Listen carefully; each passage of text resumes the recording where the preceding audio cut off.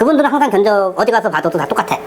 그래서 상대적으로 비싼 견적군을 받아놓고 그 중에 선택을 하게 되는 그런 불합리한 사태가 그렇죠. 오게 되는 거죠. 그렇죠. 그래서 이런 부분들이 인테리어 시장의 어떤 불신이라든지 불합리한 모순으로 항상 면도게 되는 거고. 몰라도 돼요. 몰라도 되는데 그치. 이걸 알아야 돼. 몰라도 되는데 알아야 되는 어떤 이런 딜레마의 상황에 빠졌는데 이거를 우리가 도와드리겠다. 그러니까 이렇게. 누군가를 절대적으로 신뢰를 하셔야 되는데 업체를 절대적으로 신뢰하기는 싫을 거란 말이지. 그렇죠. 그지? 대단한 교주가 필요한 거란 말이에요. 네. 그냥 제3자의 역할로서 잘해줄 수 있는 사람들, 그게 누구냐. 안녕하세요, 퍼니처드입니다. 오늘은 저희가 업체들한테 견적을 받으시잖아요. 이럴 때 우리 고객님들이 흔히 하는 실수, 네. 이 실수에 대해서 한번 좀 조사를 해봤는데, 이제 저희가 이거를 인테리어 사장님들한테 물어봤어요. 그래서 이렇게 고객님들이 이제 견적 문의를 하시면은 인테리어 사장님들이 좀 싫어하더라. 결코 착한 비용의 견적이 안 나가는 원인이 되는 것들이죠. 그렇죠. 이런 부분들이. 이런 것들이 쌓이면 쌓일수록 이제 눈탱이의 가능성은 또 쌓이면 쌓이는 거거든요. 그래서 저희가 대표적인 5가지 한번 살펴보면서 이런 실수를 안 해야지 우리가 착한 견적을 받을 수 있으니까. 그렇죠. 잠깐만요. 네. 자, 업체들이 견적서 내보낼 때 상당히 정석껏 내보내는 견적서가 있는 반면에 네. 좀 반항적인 견적서를 주는 경우들이 많아요. 반항적인 견적서요. 그러니까 할 거야 말 거야. 그래서 성실하지 않은 견적서를 주는데 문제는 이 고객님이 이런 반항적인 견적서를 다른 업체한테 똑같이 받게 되는 원인들이 있단 말이에요. 그게 바로 오늘 하려는 얘기들이에요. 그 이유가 뭐였었는지 네. 얘기하자고요. 이제. 네, 이제 본격적으로 한번 시작해 볼게요. 자, 첫 번째 유형은 PDF, 파워포인트 이걸로 자료를 되게 많이 준비하셔가지고 이렇게 견적 의뢰를 하시는 고객님들, 이거 좀 기피한다고 하시더라고요. 이분의 성격이 보이죠. 상당히 친밀하고 전략적인 분이죠. 꼼꼼하신 분이고 다 좋아.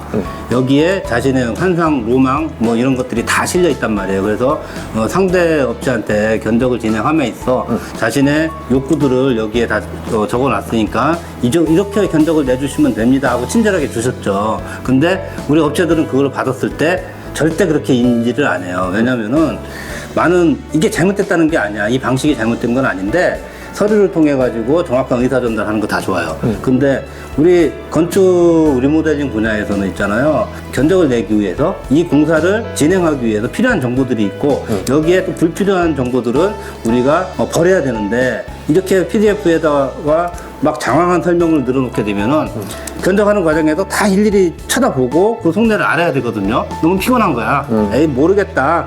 아니 사실은 우리가 견적을 하려면은 현장 상태를 정확하게 진단을 한 다음에 자 진찰이 필요한 거죠, 그죠? 그 다음에 고객의 의견을 들어봐야 되는 거예요. 그렇죠. 그래서 대면 상담을 해야 되는데 페이퍼에다가 막 장황한 설명을 줬다. 우리가 이거를 이해를 100% 못하는 동시에 일단은 이해를 하려 하면서도 막 하기 싫어? 스트레스가 막 올라오는 거야. 그러면 어떻게 해야 돼? 네. 좀 반항적인 견적서가 나갈 수밖에 없는 상황이 되는 거예요.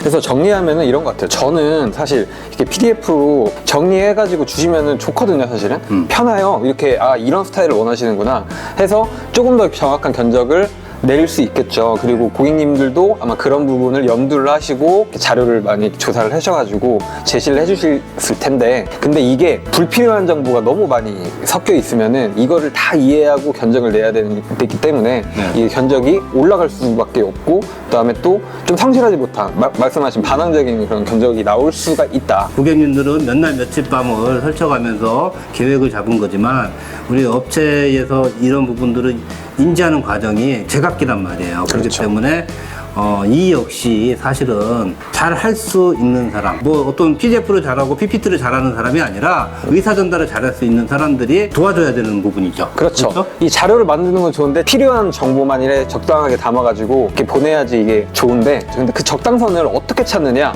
어렵죠. 이거 못 찾죠. 그러니까 선수가 있는 거죠. 그렇죠. 그래서 저희가 그 적당한 고객님들이 정말 원하시는 인테리어를 하기 위해 필요한 정보를 저희가 걸러서 딱 이렇게 업체한테 제시를 하면은 정말 좋은 견적을 받을 수 있겠죠. 자, 우리들끼리 필요한 언어가 있어요. 이런 소통을 간략하게 해줘야 되는 거죠. 그래서 그렇죠. 이런 부분을 대행을 해줄 수가 있다. 누가 지금까지는 아무도 없어요. 네, 이건 솔직히 저희밖에 없죠. 그렇죠. 찾아봐도 없는 거고요. 그래서 오늘 우리 퍼니처디에서 이런 부분에 대해서 의뢰를 하셔라. 맘 놓고 도와드리겠습니다. 네.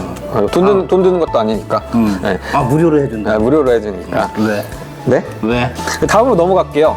이제 전화나 뭐 이렇게 연락 오셔가지고 여기 어떤 아파트인데 여기 해보셨어요? 이렇게 묻는 거예요. 여기 조금 싫다고 여기 해봤냐? 네. 여기 아니? 너 여기 실적 있어? 뭐 우리 공사가 리모델링이 이렇게 뭐 어떤 대단한 기술력과 대단한 난이도가 있는 공사는 사실은 없어요. 그냥 말 그대로 우리 주변에 흔하게 발생되는 인테리어에 한해서 여기 해봤어요? 하는 이런 질문 자체가 그러면은 상대가 듣는 사람 입장에서는 안 해본 사람이 더 많겠죠.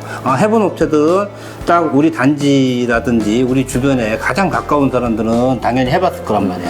그러면 그 사람들한테 안 가면서 왜 나한테 이런 문의를 하느냐. 일단은 나는 해봤을 수 있고 안 해봤을 수 있단 말이에요. 근데 여기서 내가 안 해본 사람이야. 그러면은 해봤다고 거짓말을 하기는 또 싫은 거고. 그죠? 괜히 섣불리 아는 척 할 이유도 없는 거야. 그렇죠. 그죠? 네. 네. 그래서 일단은 이 고객님은 그러면은 자기가 해본 사람 위주로 찾고 있네? 그러면은 나는 어떻게 해야 돼요? 그냥 반항적이야? 나 안 해봤는데 뭐. 나 어차피 잘리겠네. 그렇지. 거기서 끝이야. 그런데도 굳이 뭐 여러 가지 설명을 해가면서 견적을 끝까지 추궁을 해요.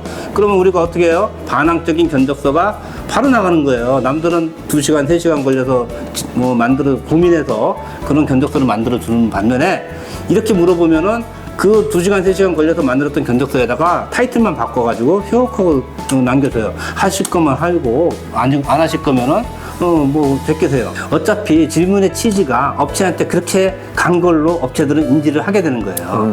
우리가 그냥 일상에서 일어나는 간단한 인테리어, 뭐, 고객님들한테는 간단하지 않겠지만, 업체들한테는 대단히 간단한 공사들이 아닐까 싶어요. 그렇죠. 그런 부분을 가지고, 그거 해봤어? 알아? 이런 식의 질문은 반항적인 견적서만 받게 되는 원인이 되지 않을까. 그냥 이런 것 같아요. 우리 집을 공사했던 업체를 찾는다고 하면은 당연히 단지 내 가까운 업체에서 하는 게 맞겠죠. 근데 그럼에도 불구하고 다양한 업체에 이렇게 견적을 의뢰하신다는 거는 그 업체에서 뭐 새로운 제안, 그 다음에 또 뭐 착한 견적 이런 것들을 염두를 하고 견적을 받으시는 거니까 이걸 여기 해봤니? 라고 물어보는 거는 어떻게 보면은 견적을 문의하는 그 대상의 성격과 조금 안 맞을 수도 있다. 뭐 이렇게 한번 생각이 들고요. 세 번째는 그 건 바이 건으로 계속 금액을 물어보는 거. 예를 들면 확장하면 얼마예요? 뭐 하면 얼마예요? 뭐 하면 얼마예요? 이런 식으로 물어보는 거 좀 피곤하다. 자, 우리가 리모델링 공사의 견적이라는 거는 전반적인 공사량을 설정을 한 다음에 몇 명의 인력을 가지고 어떻게 운영하느냐에 따라서 금액과 성과의 차이가 틀려지게 되는 건데 이거를 부분적으로 건 바이 건으로 이렇게 물어보기보다는 전체적인 자기가 원하는 공사량을 얘기를 해서 총체적인 견적을 수령한 다음에 이 부분에서 디테일하게 한두 개 정도 이렇게 움직였을 때 대비를 할 수 있는 금액을 조율하는 게 맞는 상황이죠. 그렇죠. 그러니까 한마디로 말해서 왁구 잡고 그 다음에 이제 디테일하게 가자. 그렇지. 디테일 먼저 잡다 보면은 전체적인 왁구가 틀어져. 그렇죠. 네, 누더기가 돼버리거든요. 그러니까 그렇게 갔으면 좋겠다. 그거 딱 좋은 표현. 네, 네. 큰 틀을 잡아놔야지 그 다음에 소소한 금액들을 움직여줄 수 있는 거예요. 네. 일단 그렇게 네. 자, 한번 이제 세 가지 넘어갈게요. 얘기했네요. 네, 그리고 다음으로는 요거 있어요. 고객님이 내가 하는 현장에 대해서 정말 아무것도 몰라. 요런 때 조금 이런 분들의 대부분의 그 공통점은 뭐냐면은 네. 대단한 로망은 사실은 없어요. 그냥 깔끔하고 저렴하고 가성비 있게 뭐 이 정도 수준이거든요. 네네네. 자, 이 사람은 그래서 가성비를 원했던 거야. 네. 근데 이 부분이 업체한테 약점이 된 거를 본인도 모른단 말이에요. 업체는 고객도 모르고 나도 모르는 현장의 어떤 근본적인 개선 상태, 우리가 공사를 하기 위해서는 뭐 철거도 하고 그다음에 바탕 작업을 반드시 해야 된단 말이에요. 그래서 이런 개선 사항에 대해서 모르고 배제하고 정밀하게 비용을 계산을 할 수밖에 없는 거야. 왜냐면은 세게 잡으면은 나는 다른 업체에 비해서 내가 경쟁력 없는 견적서가 되잖아. 네네네. 그래서 네. 상당히 저렴하게 작전적으로 잡고 들어가는 거죠. 네네네. 그래서 선택을 받았네. 네네. 우리 고객님은 이런 부분에 대해서 분석이 없었던 거예요. 그냥 선택이었던 거야. 저렴하고 여기 사장님이 괜찮아 보였다. 이런 부분에 선택을 하셨단 말이에요. 근데 갔는데 우리 업체들은 뭐야? 다 이윤을 추구하는 기업들이란 말이에요. 돈 안 되는 일은 절대 할 이유가 없단 말이야. 그럼 어떻게 해야 돼? 거기에서 상황 딱 봐가지고 적당히 잡았는데 의외로 뭐 대단히 할 일이 없어도 뭔가를 만들어서 말을 만들어서 비용 추가를 하게 되는 그 원동력이 되는 거예요. 그래서 그렇죠. 고객은 그 빌미를 제공을 해줬던 거야. 자기가 안 쳐다봤기 때문에, 무지했기 때문에, 그 다음에 귀찮았기 때문에, 시간이 없었기 때문에 비용이 날아가는 거예요. 근데 몰라, 끝까지. 그렇죠. 바꾸고 싶어도 그 순간에는 바꿀 수도 없단 말이에요. 그러면 어떻게 해야 돼? 퍼니처리한테 물어보면 되지. 그렇죠. 퍼니처 뒤에 선수가 나가서 네. 이런 상황들 설정을 해서 견적을 받는 과정에서 개선할 부분이 있다. 그래서 이렇게 해서 비용을 잡아야 된다. 이런 식의 어떤 견적서를 수령한 다음에 그 다음에 공사 내용을 정확하게 파악하고 검토를 해야 되겠죠. 그렇죠. 그 다음에 선택을 하게 되는 거예요. 그렇죠. 네. 그러니까 정리하면은 몰라도 돼요. 몰라도 되는데 그치. 이걸 알아야 돼. 몰라도 되는데 알아야 되는 어떤 이런 딜레마의 상황에 빠졌는데 이거를 우리가 도와드리겠다. 그러니까 이렇게. 누군가를 절대적으로 신뢰를 하셔야 되는데 업체를 절대적으로 신뢰하기는 싫을 거란 말이지. 그렇죠. 그지? 대단한 교주가 필요한 거란 말이에요. 네. 그냥 제3자의 역할로서 잘해줄 수 있는 사람들 그게 누구냐. 네, 우리다. 그렇지. 이렇게 넘어가고요. 자, 그럼 마지막으로 아는 척을 많이 하는 고객님. 이거 그렇죠. 조금 기피한다고 하더라고요. 그렇지. 공사에 대해서 또 공사 과정이라든지 네. 디테일한 방법들 그렇죠. 이런 부분들을 업체를 못 믿고 자기가 뭐 카페에서라든지 아니면 스스로 공부한 내용들 대부분 뭐 우리 온라인에 무한한 정보들이 있으니까. 그러니까요. 네. 여기서 만약에 무시당하는 느낌, 고객이 너무 아는 척하는 느낌, 이 아는 척은 있잖아요. 우리 견적받을 때뿐만 아니라 어떤 자리에서도 아는 척하는 사람이 그렇게 좋은 피드백을 받을 수 없겠죠. 그죠? 그래서 조금 자기가 알아도 그냥 업체가 모르면 설명해 주시고요. 그래야지 그 업체도 착한 견적을 우리 고객님이 착하니까 이해력이 많으니까 이렇게 해서 견적이 나가지 않을까? 그렇죠. 그래서 이런 부분은 조금 굳이 안 하셔도 그래서 좋지 사실 않을까. 우리가 한 5가지 말씀을 드렸는데 네. 이 중에 하나씩은 다 걸리는 것 같아요. 아닌가요? 5가지. PDF로 장황하게 준다. 여기 해봤니? 하는 어떤 이런 거. 건바이 건에 대한 어떤 질문들. 그 다음에 자기 현장에 대해서 너무 모르는 무지 상태에서 다 해줘.